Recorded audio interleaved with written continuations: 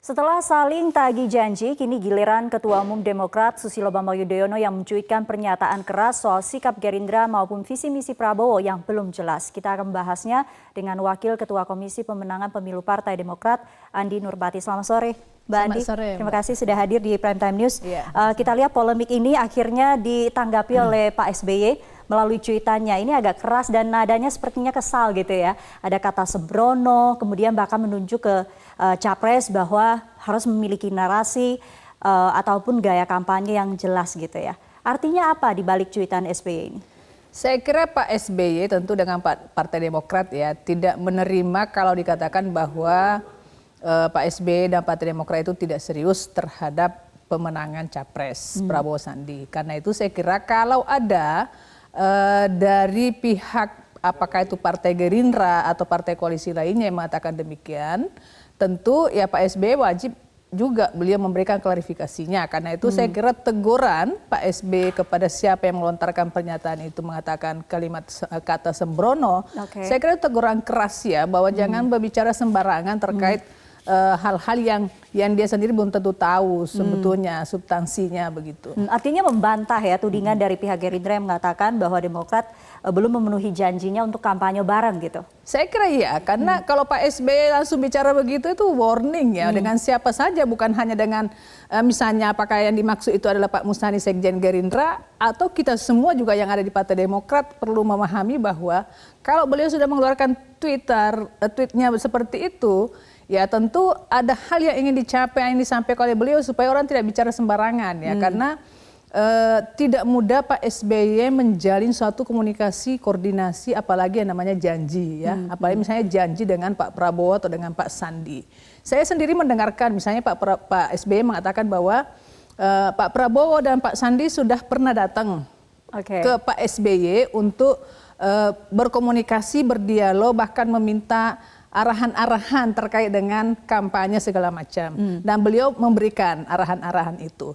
Jadi tidak semua juga misalnya diketahui oleh petinggi Partai Gerindra itu sendiri. Karena ketika menghadap Pak SBY beliau hanya berdua misalnya. Nah karena itu saya kira siapapun harus berhati-hati betul untuk mengeluarkan suatu pernyataan yang memojokkan Partai Demokrat atau Pak SBY. Jadi artinya sebelumnya sudah ada komunikasi mengenai kampanye bareng itu gitu? Justru ada komunikasi, ada pertemuan dengan Pak SBY itu bertiga ya dengan Pak Prabowo, Pak Sandi, Pak SBY dan tentu ada pertemuan juga dihadiri oleh Mas AHY. Nah karena itu saya kira yang tahu persis seperti apa pembicaraan beliau dalam konteks ini adalah beliau sendiri ya, berempat atau bertiga. Karena itu saya kira tidak ada pihak yang bisa mengetahui persis seperti apa janji-janji yang dimaksud. Kalau kemudian Pak SBY atau Mas AHY pernah mengatakan bahwa beliau akan siap untuk berkampanye untuk capres, itu iya. Dan karena itu saya kira kita juga Partai Demokrat saat ini ya masih melakukan komunikasi koordinasi dan tentu memang pihak Pak Prabowo lah yang seharusnya lebih giat untuk melakukan koordinasi dan komunikasi dengan Pak SBY, Mas AHY, dengan Partai Demokrat, dengan partai koalisi lainnya seperti PAN dan PKS untuk bagaimana melakukan proses kampanyenya ini sehingga tidak ada istilahnya kesalahpahaman ya yang harus terjadi di antara tim itu sendiri. Jadi sudah diklarifikasi gitu ya. Demokrat sebenarnya AHY sendiri punya niat tetapi dari Gerindra harus lebih proaktif gitu ya. Nah selain tadi janji kampanye bareng, ada lagi tidak sih deal-deal di belakang itu?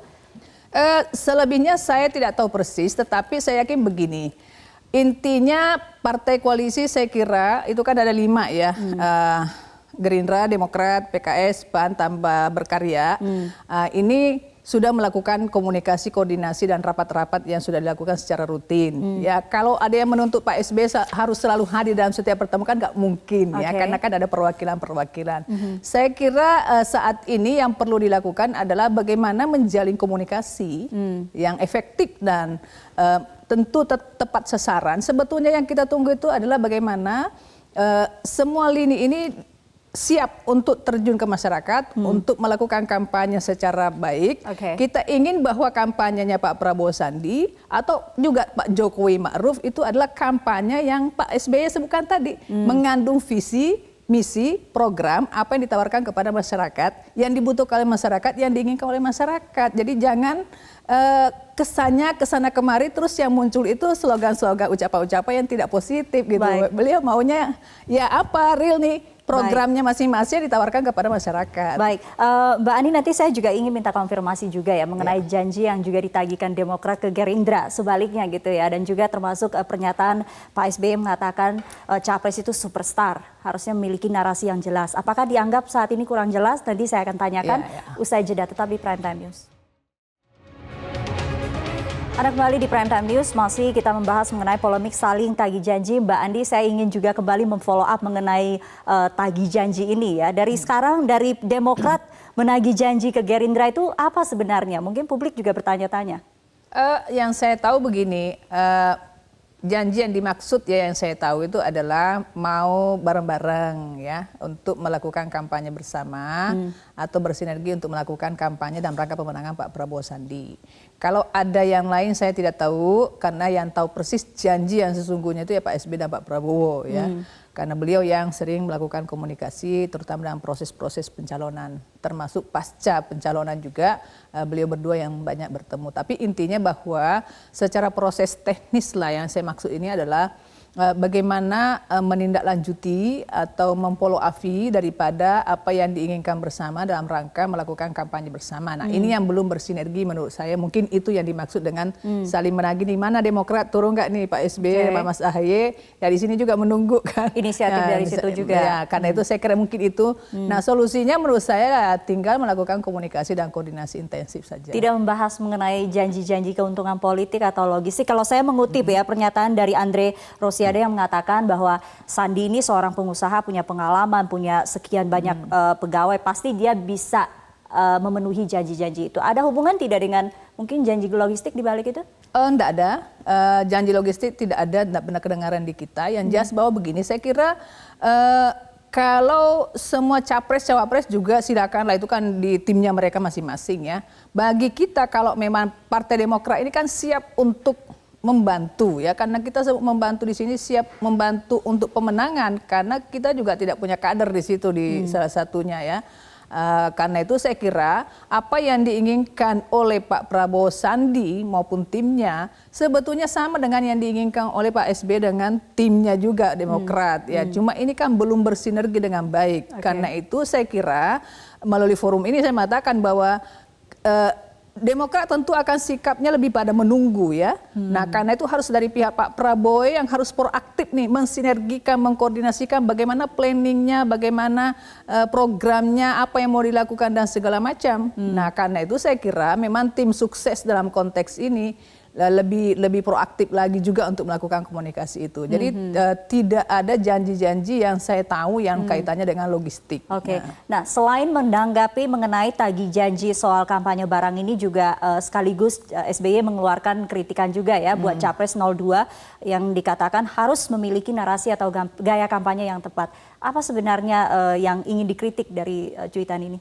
Ya, saya kira positif sekali Pak SBY menyampaikan itu, karena sejauh ini beliau mempelajari, sudah beberapa bulan ini masa kampanye, sebetulnya bukan hanya untuk kita melihat narasi saja ya, tapi beliau lebih kepada kontennya sebetulnya. Kaitan dengan narasi adalah mengikut kepada konten yang diinginkan oleh Pak SBY itu adalah visi misi kan sudah punya nih, masing-masing capres sudah diserahkan kepada KPU. Nah ini perlu diterjemahkan lebih jauh nih, keinginan Pak SBY begitu, terjemahkan lebih jauh visi misi itu dalam bentuk program kerjanya mau ngapain nanti kalau jadi presiden, jadi cawapres 5 tahun ke depan. Nah itu Pak SBY juga sampaikan kepada kita kalau ada rapat-rapat tertentu, juga terkadang beliau menyinggung masalah visi misi capres ya. Karena itu saya kira apa yang disampaikan Pak SBY sekarang sudah terbuka, itu bisa dibaca oleh semua pihak, bahwa Demokrat dan Pak SBY itu sangat peduli terhadap Pak Prabowo dan Pak Sandi. Sampai harus bicara ke publik seperti itu, ya kalau tidak ditanggapi lagi bagaimana lagi kan? Artinya pengarahan langsung sudah, sekarang sudah terbuka ke publik, ya monggo sekarang ini sudah berjalan.